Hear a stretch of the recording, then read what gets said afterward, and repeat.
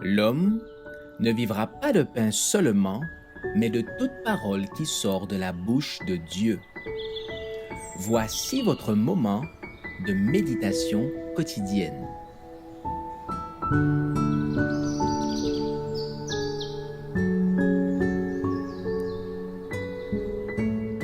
Avec Dieu, chaque jour.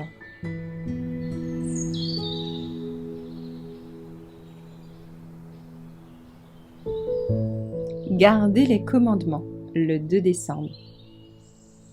Heureux ceux qui font ces commandements, afin d'avoir droit à l'arbre de vie et d'entrer par les portes dans la ville.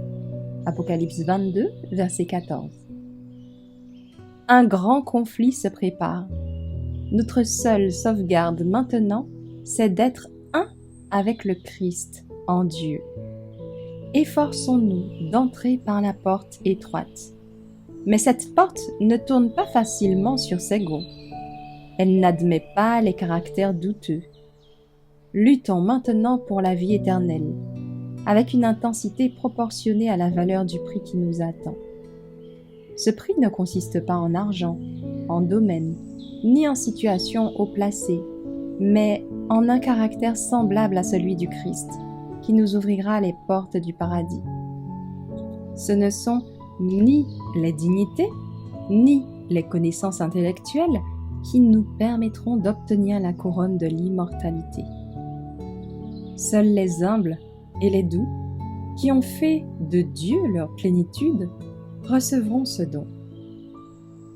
Créer une âme nouvelle, transformer les ténèbres en lumière, la haine en amour, l'impureté en sainteté, voilà l'œuvre de la seule omnipotence. L'œuvre de l'être infini, alors qu'il s'engage à donner à ceux qui y consentent la vie complète en Christ et apporter la perfection du caractère, est la science de l'éternité.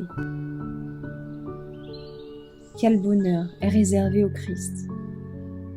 Sans user de contrainte ou de violence, le Sauveur unit la volonté de l'être humain à la volonté de Dieu. C'est la science de toute vraie science, car grâce à elle, un puissant changement s'opère dans l'esprit et dans le caractère. Ce changement qui doit s'opérer dans la vie de tout être qui passe par les portes de la cité de Dieu. Alors, ceux qui auront gardé les commandements de Dieu jouiront d'une vigueur immortelle sous les ombrages de l'arbre de vie. À travers les siècles infinis de l'éternité, les habitants des mondes immaculés verront dans l'Éden restauré un exemple de l'œuvre parfaite de la création divine. Alors qu'elle était vierge encore de la souillure du péché, une image de ce que toute la terre serait devenue si l'homme avait collaboré au glorieux plan du Créateur.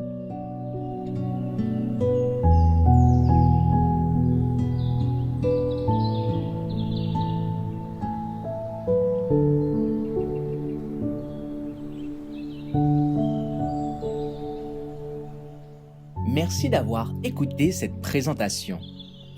Assurez-vous de nous rejoindre demain pour votre moment de méditation quotidienne avec lereste.org.